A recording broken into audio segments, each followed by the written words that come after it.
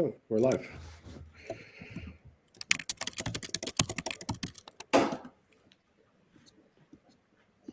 So, are we live? I think we're live. At least I'm going to double check with you that we are live. Yes, we are. All right. Okay. So, thanks everyone for joining. We're coming to you from a lot of different locations, including Berlin. And we're thrilled to have this group together. This came out of a conversation with Authtrail that we were very excited to talk about enterprise adoption and the accomplishments and milestones we're seeing as different companies working together and also individuals and going after different verticals. So I will get this conversation started, and then be sure to ask your questions in the Ask a Question box, and folks can upvote them, and then we'll select at the end the top questions. So let's get started. Actually, why don't we go around the horn and folks could introduce themselves and any background is related to enterprise, and then we'll go into questions. So let's see. Ingo, you are at the top left of my screen. Let's start there. Okay. So yes, I'm Ingo. I'm the founder of KILT Protocol. As most people probably know, most people probably don't know that I also have an enterprise background. So before I started KILT, I worked for big companies in C-level roles, mainly in the publishing industry. I also had my own little company before even going to the publishing industry. So I was an entrepreneur in the 90s of the last century. Yeah, that's basically me. And Matt? Hi. So yeah, Matjaz. I'm the co-founder and CEO at Authtrail. I myself as well been in the enterprise world for the past 15 years, mainly in data management, so data archiving, backup, analytics, and so on. And was looking for something which, or let's say how you could tie the old economy, data management with blockchain. So this is how we came up with Authtrail at the end. Great. And Derek? I'm Derek Yu, CEO of PureStake, but most people know me as for our project Moonbeam. So I'm the founder of Moonbeam. And yeah, I actually do also have fairly extensive enterprise background. Started several software and cloud technology companies before this present Web3 adventure I've been on. Notably a company called Fuse, which was an enterprise-focused cloud technology company. So that was itself an enterprise, and we were also selling cloud-like services to other enterprises. So I'll dust off some of my knowledge and experience from that part of my life for this discussion here. Great.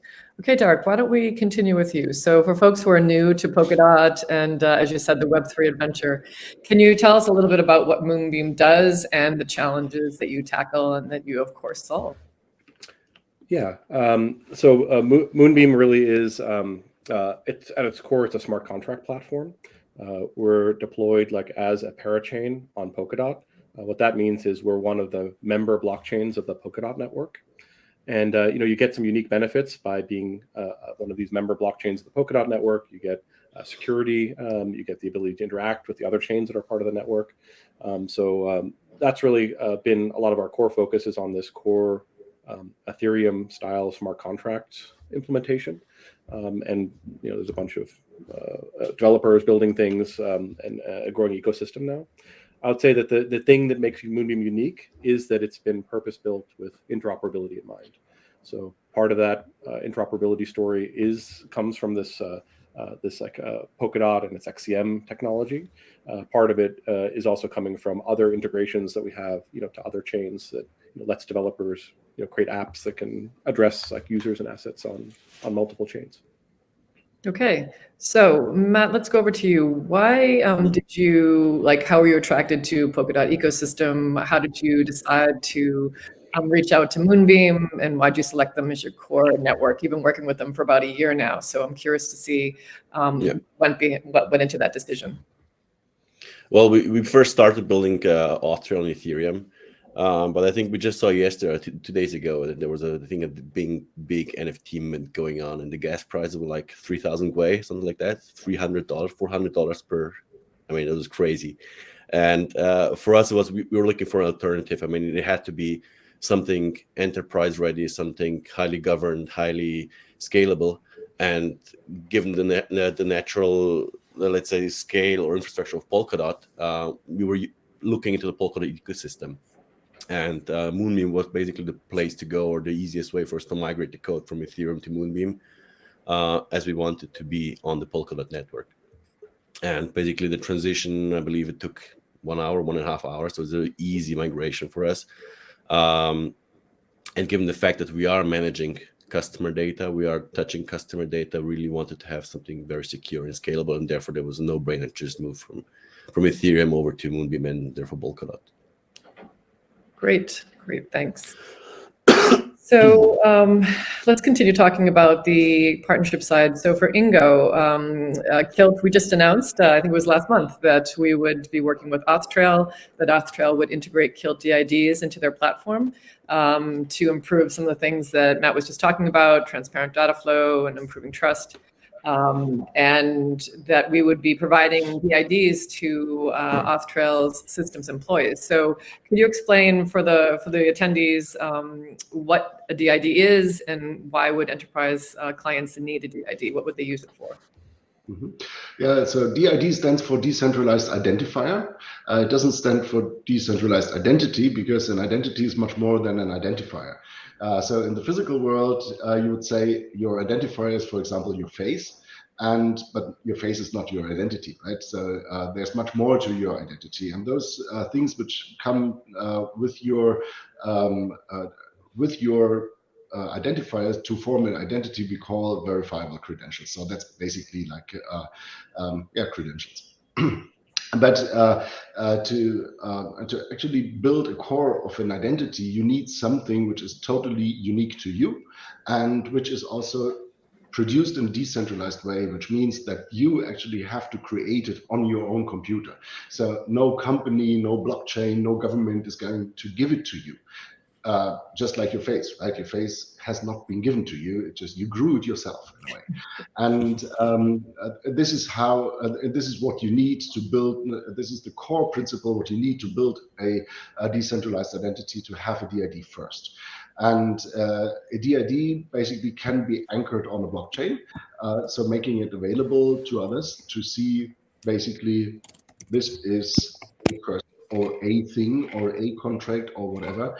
And then there is one person which controls this identity by having the private key to it on his own computer. And then you can use this DID, for example, to sign things and to encrypt things and to make sure that they are yours and stuff like that. So this is basically what a DID is. Okay. All right. And then to round this out, so Derek, why Authtrail? So what is Moonbeam bringing to this partnership, and also vice versa? Yeah, I would say that Moonbeam itself, it doesn't do much, right? We're like an infrastructure platform. We basically enable other people to develop interesting applications and use cases that then really are the ones that have the end users. So I'd say in some sense, Moonbeam is agnostic. It can be used by developers to build all sorts of applications. I think the interesting thing for me, so I mean, there are some things in Web3 currently that are happening in an organic way. So these are things like you have DeFi, you have some other things that are more of these Web3 native things that are happening, and they're happening on Moonbeam. But for me, the interesting thing about Authtrail is that it is a solution that is addressing this existing market, this this enterprise market that I came from, but is using blockchain technology in kind of a unique way. So that was of interest to me, where you see I see a lot of these Web3 native things which are kind of disconnected from the outside world, right? So they're a little bit they're their own microcosm or kind of world, whereas the Authtrail use case is seeking to use blockchain technology to solve an actual real world problem. And so yeah, that's given my background, that's of interest to me. And I think even more broadly, I think the question around why blockchains could be interesting in enterprises is just an interesting question itself, right? I feel like there's a lot of maybe distrust these days, or kind of suspicions, and especially of these like larger like tech companies. So I think it's an interesting question to think about, and how can blockchains be used to create like better transparency and maybe like reestablish like trust between some of these enterprises and their users. I think that's an interesting question in general. Mm-hmm. If I can jump in here, I mean, Derek made a point with there are different, let's say, smaller, disconnected islands of blockchains currently around there. I mean, and I believe there are a lot of very nice purpose-built blockchains out there. I mean, you have DeFi, you have ID, you have storage, data storage, supply chain, and all this kind of, and they're very nice purpose-built blockchains. Where I still see there's a big roadblock is that companies are not just going to shift over overnight to one of those blockchains, right? There's going to be a slow transition. There's going to be a long path to them, as Derek said, trusting blockchain. And this is where we actually wanted to jump in with Authtrail to create this bridge, give them a small first step into blockchains, connecting all those different parachains at the back end. So taking the best of breed, showcasing them to enterprise customers, and then they can start building on top of it on their own. Yeah. But it has to be a slow and, let's say, painless process for them in order to get there. Mm-hmm. I would agree with that. I mean, in my experience on these enterprises, right? I mean, the IT environments there tend to be like very, there's like they become very kind of entrenched and interconnected, and then there's like there's a whole set of IT like this organization kind of around this thing. So the thing, I think that when you have a solution, say, hey, like we have this better solution, kind of throw out like your existing approach and go adopt this new thing, that's like very difficult to get adoption for something like that, right? You're going to have a very hard time selling that. It's much better like to have some pointed thing where you can kind of penetrate this like large mass and say, hey, there's like this specific problem, there's a solution that's like really good at solving this problem, and it can like play nice with the rest of your systems, like just use this thing, and then that becomes like a beachhead where people get confidence, they see, hey, this does work, and then you can kind of build from there, right? So that's that's something in my experience that this, when you're trying to like get like traction for a product like in an enterprise environment, you have to be very thoughtful about like this approach, what it is you're displacing, is it a new thing, and like just what the strategy is for trying to kind of penetrate into like these different environments. And it's not just replacing an incumbent product; it's all the training, the knowledge, the let's say the staffing that needs to go with it as well, right? So, I mean, having a customer with SAP in there who's using SAP for the last 10 years, and I would come in with a new great ERP approach and say, look, we're going to displace your SAP environment. They say, okay, your initial cost might be low to get it over there, but I'll have to retrain all the staff. I'll have to reprogram all the internal processes. And it's just not going in and out and exchanging. It's a whole new process. And I think just docking onto those legacy systems is a simple approach at first, and then you can start growing and showcasing the new technology in Web3.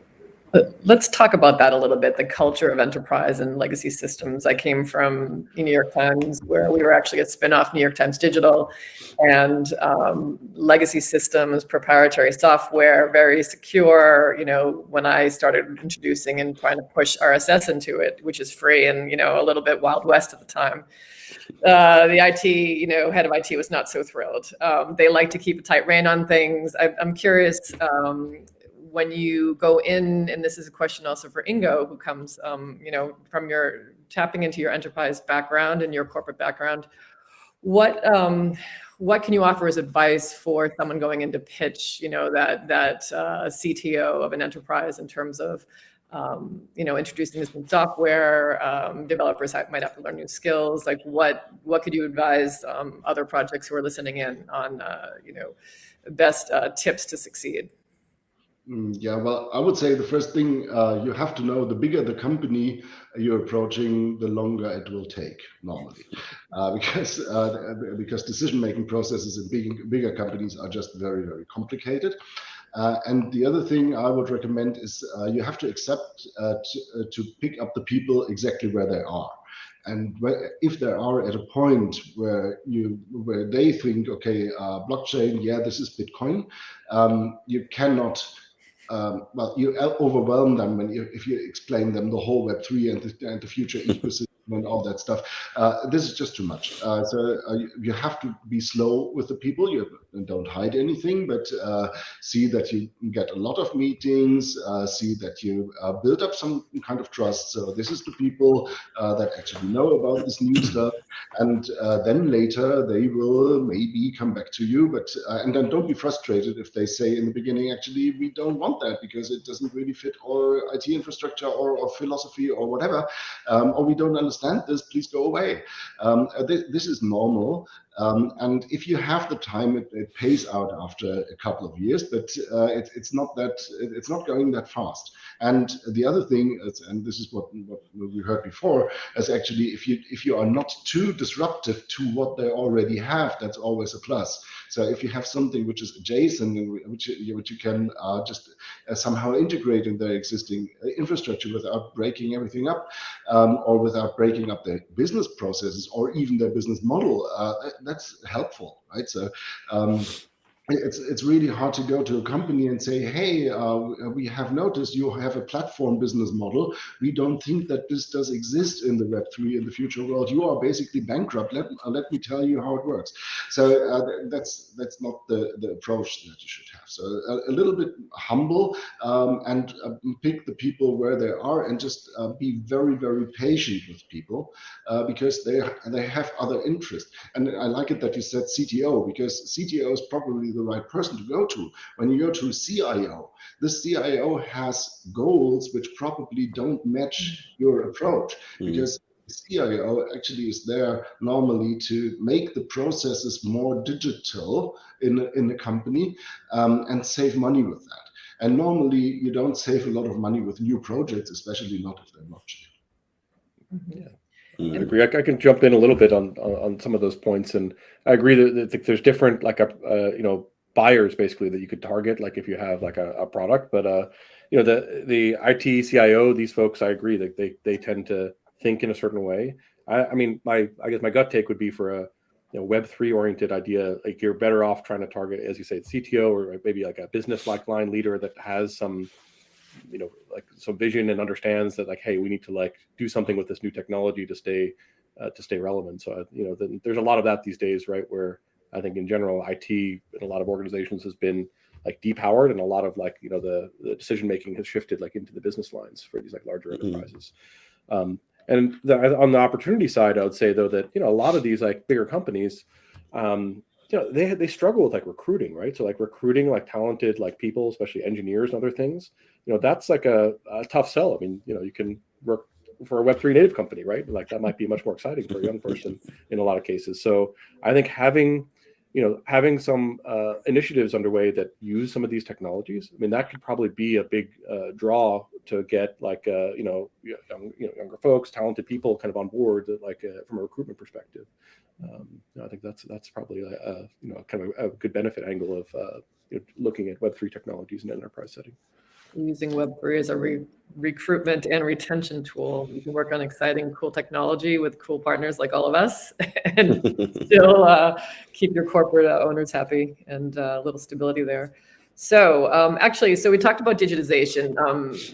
Matjaz, talk to us about, so I was reading through, and of course, when we were preparing our announcement to partner, you describe yourselves as an enterprise data integrity solution. So can you break that down for us, for someone who's not in your world? What exactly is data integrity? How do you also work with, as we're talking about these legacy systems and a company's existing databases and how they manage their data?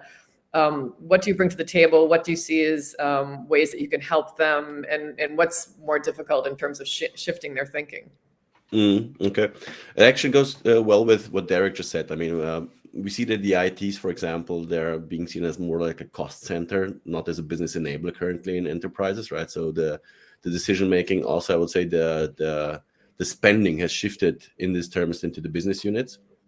And the data integrity as itself is more important for the business units than for the IT itself, right? So we have the conversation with business units when it comes to legal, when it comes to finance, HR. They want to make sure that the data they have is authentic, hasn't been changed, hasn't been tampered with. So basically, in essence, data integrity as itself means that data as its core is in its original state, as it has been produced, has never been tampered with, has not been changed, has not been corrupted, which means that the business units can make sure that the data they have can be trusted, right? So, and for Authtrail, this is it's the core building block for the whole platform. All right. And how we did it is basically we created connectors, or let's say agents, for different enterprise systems, or SAP, Oracle, Office 365, Salesforce, and so on. So as mentioned, we don't disrupt the daily operations or daily business processes and enterprises. So we just work as an add-on to the existing systems. And once the customer say, look, I have one database, I have a table, I have some data sets that I want to put data integrity onto it, they can just push it over to Authtrail. We then use our hashing algorithm to then write those hashes to Moonbeam at the backend. So basically, having a decentralized blockchain in the backend to provide this decentralized hashing mechanism for data integrity, and which is independent of their, let's say, current infrastructure, right? They can, or today they already use data integrity services on their legacy systems, like Oracle has integrity checks, SAP has integrity checks. I mean, all of those systems, they have built-in integrity checks. However, they are centralized. They're just specific for this one application. They don't go company-wide.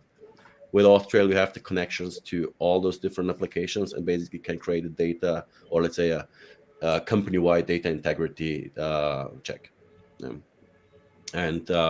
That's why we were then actually looking. I mean, we wanted to expand in the Polkadot system as much as possible to really get the best breed of different technologies. We started with Moonbeam because this was, as I mentioned, the core block, the data integrity path. We're now building the products on top, like our digital product passport, which I can briefly explain. Maybe you can go to it later, where we said, okay, KILT would be a great partner for it to have the digital identifiers on the back there for those different products that are being hooked onto our system.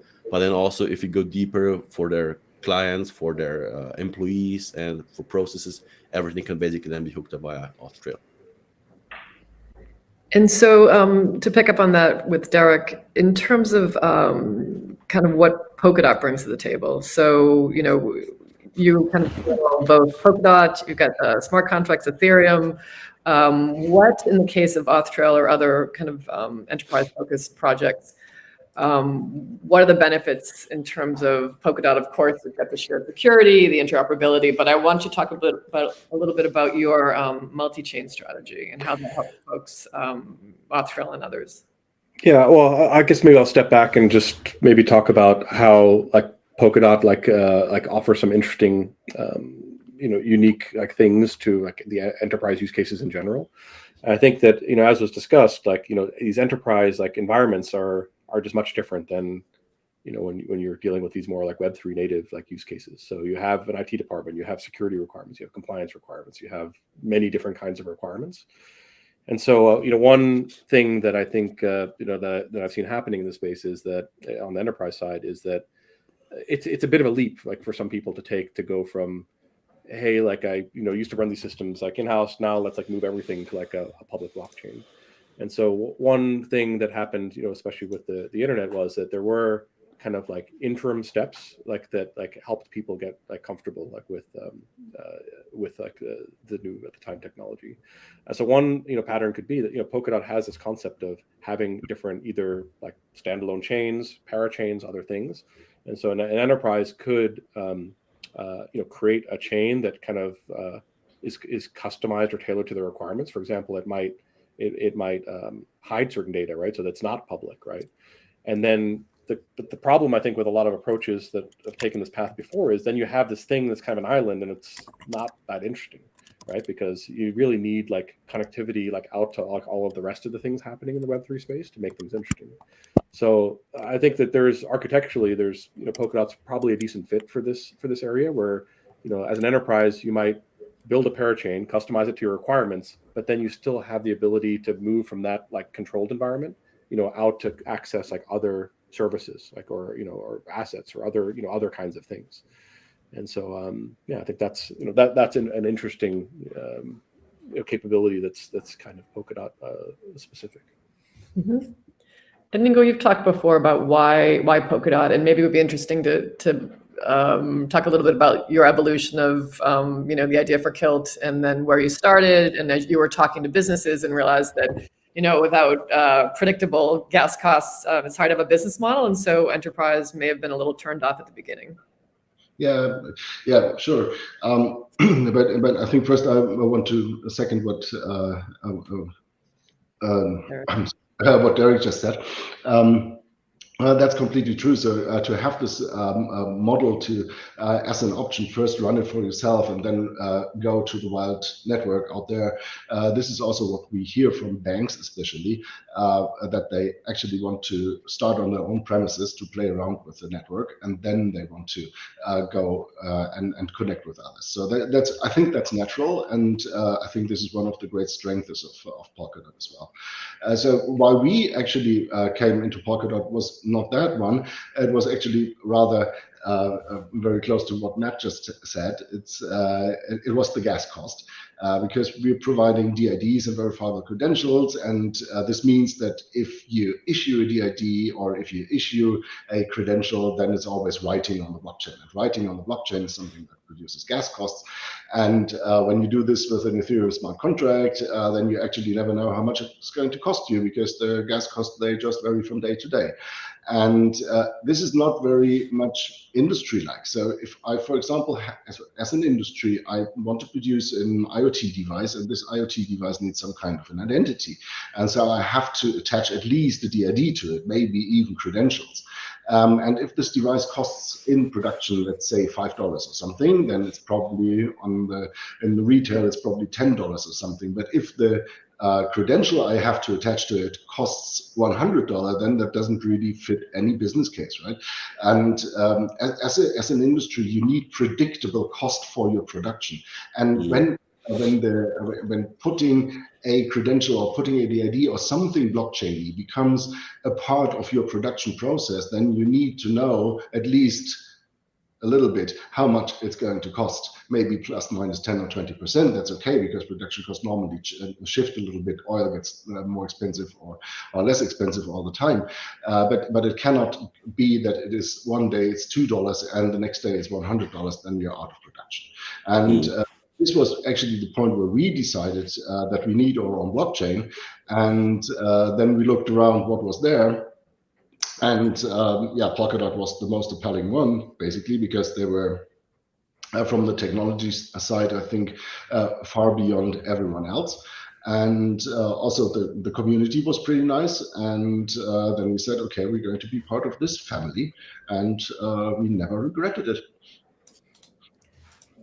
Actually, I'm going to jump into a question just popped up that was very relevant to what you were talking about. It's now been uploaded to the second question. I'll read it out. It's for you initially, Ingo, but perhaps then we talk about cost differentials of working, and when you talk to a CTO about the cost structures of blockchain versus their more traditional legacy platform tech. But this question specifically is, can you talk about the cost difference for a project and business that wants to go from using their own centralized credential service to using KILT? Will it be cost effective? And then this person talks about how giving people control over their credentials is a great idea. Just wondering about adoptions and if there will be a cost benefit for using KILT. That's quite a lot of question in this question. See it. It's the second one. Let me start with my favorite one. That's the adoption one, because I'm learning a lot. I thought until a couple of weeks ago, actually, or maybe a month, that adoption of anything which goes B2C is going to be really, really complicated for anything in crypto, because in the end, people will have to write down 12 words here and there, right? Because you somehow need a wallet, you somehow need a coin, you somehow need some storage for your DIDs, you somehow have to identify against the blockchain. And this means you need a private key. That means you have to write down 12 words, and you better not lose them. And I always thought it's probably the biggest hurdle actually on getting adoption.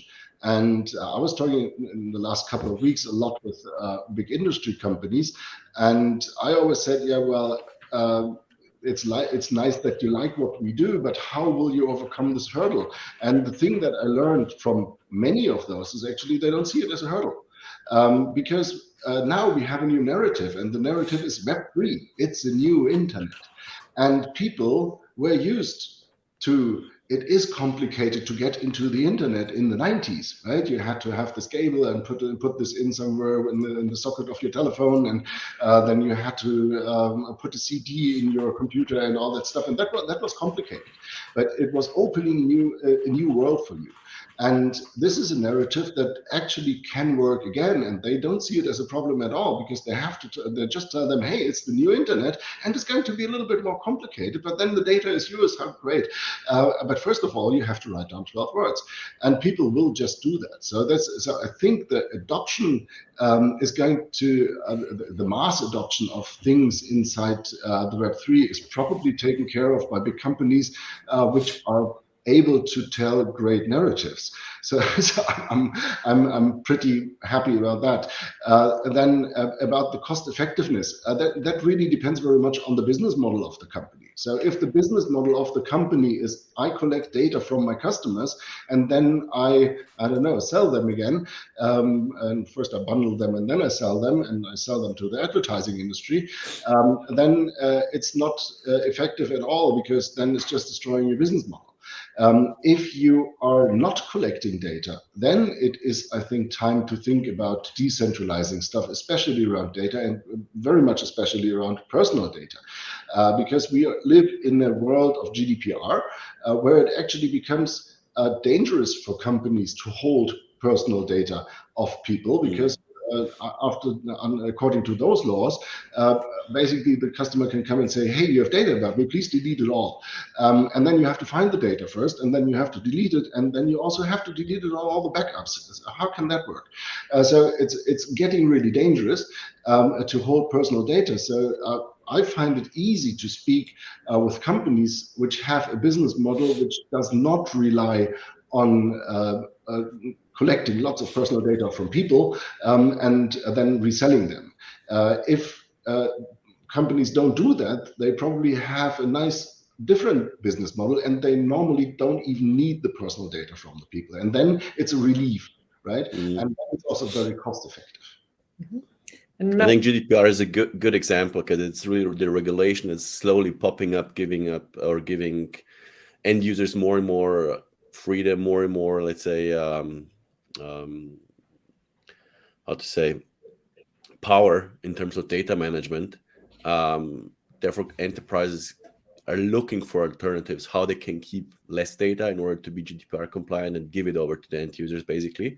And with KILT and with Web3 and basically all this kind of new technologies popping up, it really gives the end users the possibility to maintain or manage their own data.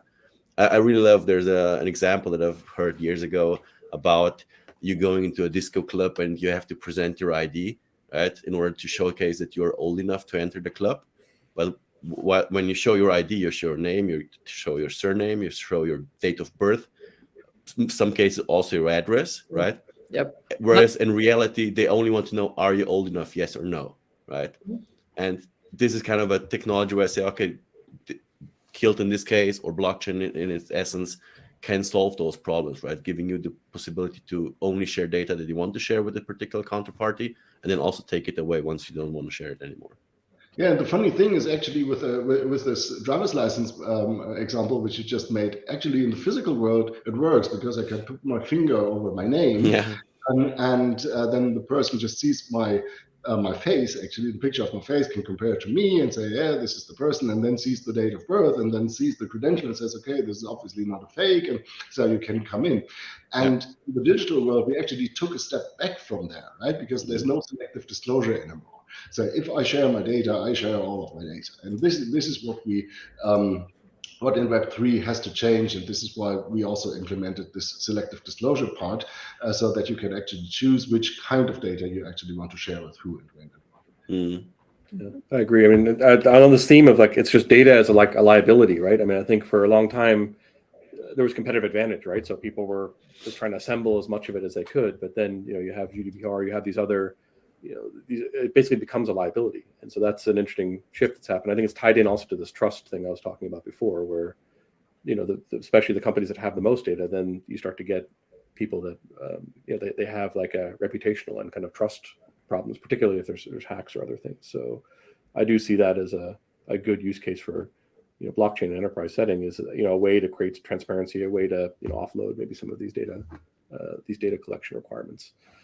At the same time, though, I would say that back to this like Web3 native thing, it's like the application of blockchain into Web3. There's certain parts that I see happening, but there are certain other parts that I think are there's a lot of like friction. So just the idea of on a Web3 project, right? The idea is you kind of give away the ownership to like all your users, and there's kind of this inversion of control. That is like that is pretty difficult, I think, for a lot of enterprises to get their mind around, like that idea. So it's very kind of antithetical to just the idea of like the corporate like governance structure and like this whole other thing to begin with. So this is where I think there's certain parts of Web3 that kind of have like an easier path, and there's certain other ideas where it's probably less likely for like at least it's not going to take a different form. It's not something that's very readily adoptable like by like a regular enterprise structure. Mm-hmm. Actually, there's a question. I agree. Oh, go ahead. Sorry. No, I agree. I mean, yeah. So there's a question in there about that touches on this a little bit, Derek, in terms of trying to introduce a decentralized philosophy and mission into very centralized structures, top-down structures. So the question is about second from the bottom. We explain the top-down approach to push Web3 and reach out to a CTO. Do you also see a bottom-up approach in enterprise environments? Web3 feels like a bottom-up in the free market driven by monetary incentive. Can we somehow create this in an enterprise as well? It's a fascinating question. Yeah, I mean, I think it does tie back to what I was saying before, where I think this kind of like pushing of like the governance and ownership to the edges is like pretty antithetical to the more like hierarchical governance structure you find in like most enterprises. Obviously, there's these DAOs and there's a lot of development going on the Web3 side, but I think it's going to be extremely difficult for a traditional enterprise to kind of like kind of evolve itself into like something that looks more like a DAO. That's I'm not sure about that part. But on the bottom up part, I do agree. Where back to the points about adoption before, it's this generational thing too, right? It's like the young people, they already have like a MetaMask. They already have like a wallet. They already are buying these things or like interacting with other different like decentralized protocols already. And so I think that like as that like younger generation comes up like into leadership, I think they're going to be like much more open to like some of these ideas. So actually, Matt, I have a question for you that follows up on that a bit. We're talking about traditional top-down structures. You had mentioned before the digital product passport. You're working with, I noticed, the German manufacturer IBO GmbH, and they're using Passport for their supply chain management. So that sounds pretty like traditional, old school. How did that conversation go with them, and kind of what was their aha moment where they realized that you could help them expand their business? Well, they basically they're producing bearings for their end customers, for the end products, and they were looking for alternatives on how to optimize or save costs when it comes to the what's called the compliance and regulation stuff. So we equipped all of those bearings with QR codes, and those QR codes then basically consist of all the bills and materials used to produce different bearings. And they had one case, for example, where one of the end products which was using their bearing caught fire, and basically the manufacturer then sued them that they said, look, the bearings had a different smell. They didn't smell like the bearings we used before. And thanks to the hashing mechanism and the integration of Authtrail into their ERP system, they were quickly able to just pull out the documents or basically the whole supply chain infrastructure, comparing the hashes from those days with the supply chain with the hashes on the blockchain.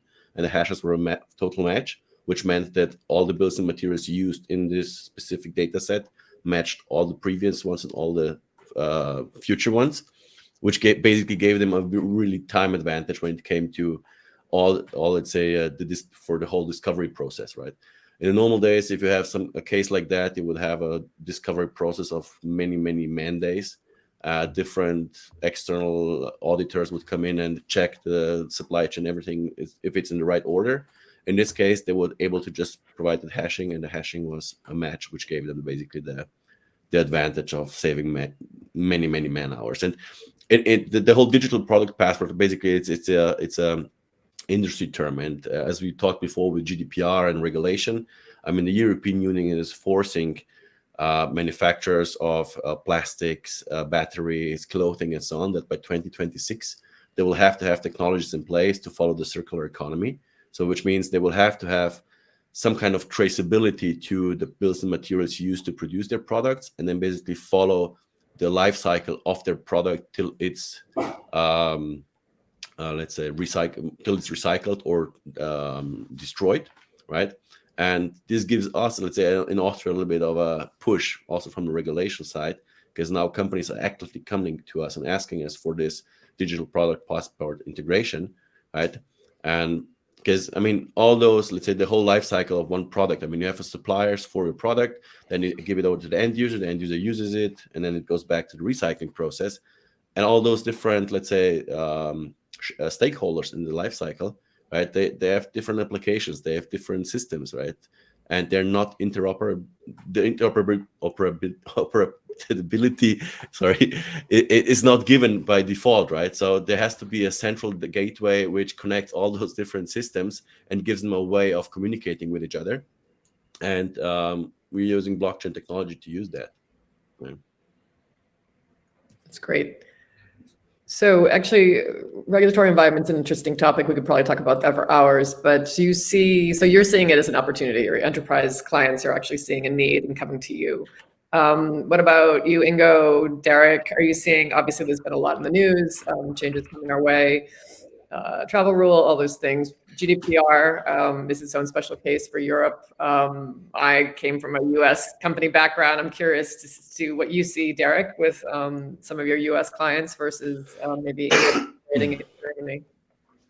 Yeah, I mean, and again, I'll kind of draw back to some of my, a little bit older like enterprise experience. I mean, any like enterprise of any substance, even if they're US based, is servicing like European customers. So then you kind of like get entangled in GDPR requirements anyway. So I think that any enterprise of substance is basically dealing anywhere in the world is dealing with like these kind of requirements. And as was mentioned before, I think Ingo was mentioning that just like just trying to comply is actually like quite difficult, and like a lot of the systems were not like designed with these kind of requirements in mind, where you could selectively like remove someone's information, for example, right?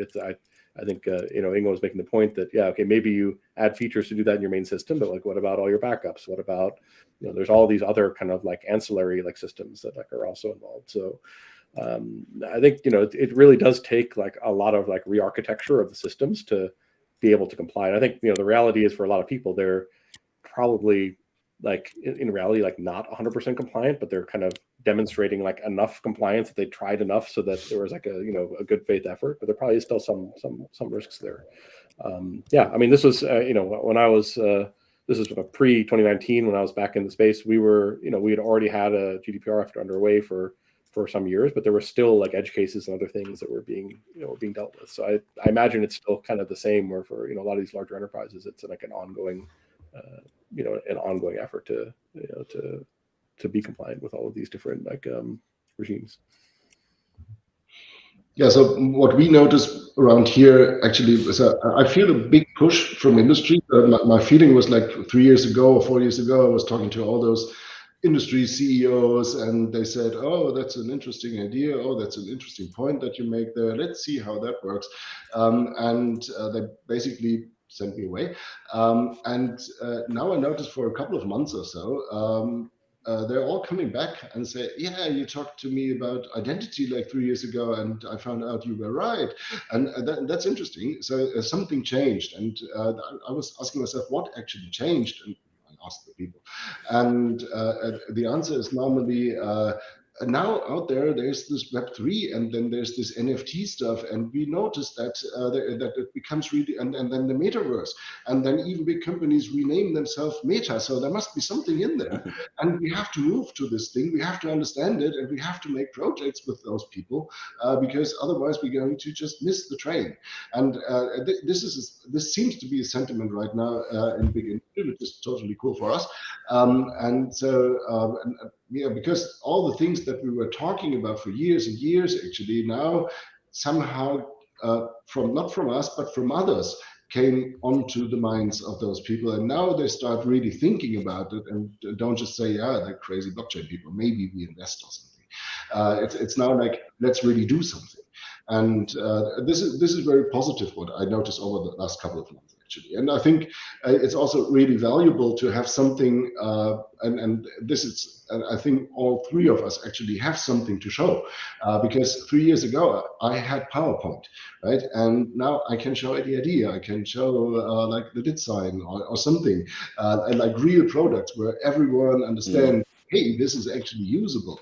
And same with Authtrail, right? You can say you have even your showcases in industry which already work, yeah? which is totally cool, because then people can understand what is actually good for. Because Web3, when you say Web3, either there's the more tech-oriented people which think, yeah, that's IPFS, isn't it? And then there's the not so tech-oriented people who think, yeah, that's metaverse and NFT. But actually, it is much more. It's a new philosophy of how you deal with your data, and where you actually put the brains in the technology, what you put it in the application, or rather in the infrastructure. And I think we're all on the infrastructure side. And there's huge opportunity, and I think people slowly start to understand that there's something which can be really useful, and which isn't like a great miracle, but just normal applications which you can use. And maybe to add to that, I mean, Derek, you mentioned before, I mean, it's a generational shift as well, right? So we have in those companies who have younger employees, they want to be quick, they want to use their phones, they want to have single sign-on, and they want to combine, let's say, the new Web3 technology with their, let's say, daily jobs, right? So they're the ones pushing maybe also the adoption in the enterprises and giving the enterprises the, let's say, the push they need, because otherwise, I mean, the competitors will implement it and get the workforce over, right? So we've seen it in the past. I mean, starting with, I don't know, virtualization, then cloud business, then mobile apps and all this kind of stuff, right? It took some adoption. You had pushbacks from enterprises. They were not looking into it. They was like, look, this is our bread and butter. We're going to sell servers. We're going to sell software. And then slowly it started developing into outsourcing and then cloud business and mobile apps. And I think Web3 is then basically the next big shift or next big thing that the young generation is embracing. And it will force basically enterprises to look into new technologies to develop or implement them. Speaking of new technologies, there's a question in there for you, Matt, about parachains. Did you ever consider going for your own parachain, or was this never a need or consideration? And also, I'm sure all of us can speak to the early days of launching the KILT and Moonbeam, a couple parachains over there, Derek. For the folks, again, the ecosystem folks on this call, what are you considering Authtrail, Ingo and Derek? What were the interesting learnings from launching a parachain? Any advice you can offer other projects, up-and-coming projects that are going through this process? I should start with his question, right, first? Yeah, okay, I'll just quickly. I mean, we didn't think, the idea still is somewhere hidden, or let's say in a suitcase, and it pops up every day and now. But right now, we just wanted to really embrace the idea that I said earlier, right, to gather all the different parachains in the backend and create a solution on top of those parachains. Because the data integrity part is just really a small building block. But we still are considering maybe down the road, once the product is matured enough, to maybe start our own parachain in this data integrity digital product passport, somewhere in this direction. But as of right now, there's no intention of launching it in the near future. Ingo, any learnings? Experiences with parachains. So, well, building one is not trivial, but it is okay. You can do that. Onboarding to one is also not trivial, especially not when you were one of the first 2 batches. That was the process by then was very new to everyone, and we learned a lot, and we had a lot of help from the parity people. In fact, without them, we would never have made it. But I think this is very much more streamlined now, because now it's I practiced it a lot, and now there's I think that should be easier. Of course, parachains are pretty costly, especially in the beginning. They were very costly, both on Kusama and also when Polkadot went live. But what you get in return is basically a lot of attention, right? So you build a community with that. You have a lot of people who bet on your products and look at your product after that, and that's also very interesting and a very nice community building at the point. So I would say, yeah, that's actually was a quite good experience. Yeah, I think I would just chime in and synthesizing both the comments there. I think if you're trying to build something, you kind of have this in the Polkadot eco. You have a choice, right? You have to kind of choose. Well, do I go for a parachain? Do I build on top of a parachain? That's a little bit of a choice that needs to be contextualized against what the project is, like where is there a good fit to find something to build on top of or not. Do you need that like lower level control to be able to customize things like how the data is stored and other things. So there is a little bit of a nuanced framework that you have to go through to figure out like what's the right path. But I think the cool part is that you have both of those choices in this ecosystem. And to Ingo's point, I would also say that obviously things were as they were just launching. There was things were in a certain state, but I expect refinement, and there's already been refinements that are happening in terms of smoothing out like rough edges and other things. And I think the parachain option will become like easier over time, from a engineering and kind of a technical lift perspective. That's something that it improves over time as code bases stabilize. There's more documentation. There's more tools available, like to help with things like onboarding and offboarding, and so I do expect that to improve over time. So we're coming to the top of the hour, and I thought we could close, maybe go around and talk a little bit about, I'm not going to ask you what you're thinking of, 3 to 5 years out, because that's a little bit crazy in our world, but maybe by the end of this year, where would you like to see yourselves in terms of enterprise adoption, that, tentpole partner that you're looking at, something that would help move the needle for the ecosystem, blockchain in general? Pretty open-ended question, but what are your hopes and dreams for the end of the year for 2022, besides the market coming back soon? I guess I can jump in quickly, and why don't I just jump in quickly? And I would say that best I can see is that it really is like NFT based use cases seem to be the thing that have captured both like the public's imagination, but also real world brands and other things. There seems to be quite a bit of activity there. So that seems to be one angle of adoption into consumer brands particularly. But I expect if it gets a foothold there, it'll probably expand to other areas where these companies start to see that this is a new domain.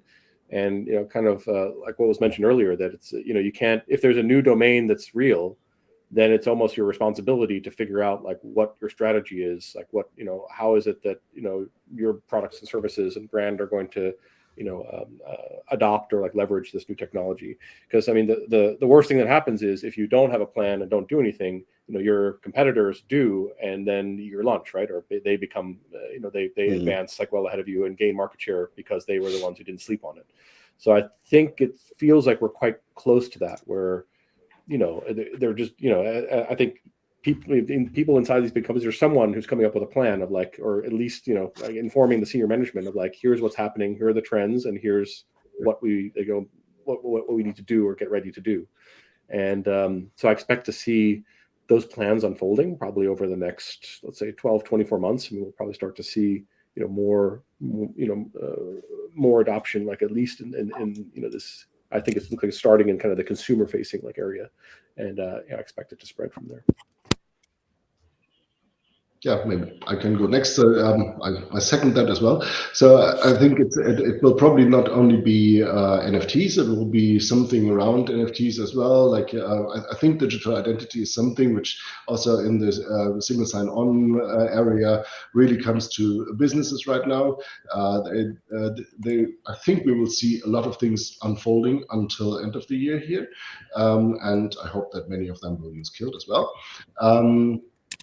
What I would also like to see is actually that we get a little bit more of an interaction inside the Polkadot ecosystem, because that has been a little bit neglected, I think, by all the sites, because everyone was so busy building his own stuff.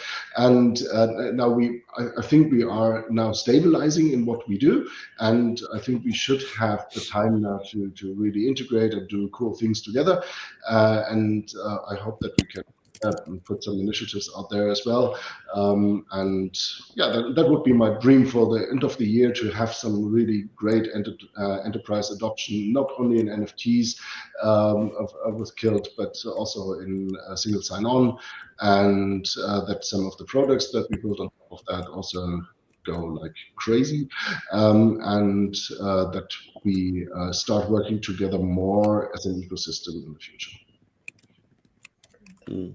And I think, I mean, to maybe to conclude, I mean, the Polkadot ecosystem as it is already what we see is really nice ecosystem. I mean, this talk already shows it. I mean, we are from different verticals, different topics that we're working on, but it kind of really ties in together all the different communities, and it shows that we are all going into the same direction, right? To get this new technology into the minds, into the enterprises, to make it more visible and make it more understandable. And I think topics like talks like this, and also other educational material that is being done on this level, is more than helpful for everyone when it comes to adoption. From the enterprise world, I would also say, I mean, what I would like to see is to also maybe get the bigger players to embrace the technology, because they are still more or less incumbent in those environments. I mean, I don't want them to take over, but at least embrace the technology to showcase, like I said, Microsoft, Google, Amazon, all those players, to showcase this really is the new technology, and not going against us in this case, trying to play it down and being seen as a threat, but actually embrace it and start building on top of it. I think that's the perfect note to end on. Thanks, everyone. Thanks to the community for the questions. Great questions. Thank you, Ingo, Matt, Derek. Really exciting conversation, so critical for the next growth phase of Polkadot ecosystem and blockchain in general. So thanks very much, and I hope everyone has a good day and evening. Take care. And there's on the troll box, there's lots of links if people want to continue the conversations in the Discords and Twitters for each of the companies. Thanks very much. Thank you. Thanks for having us. Take care. Bye.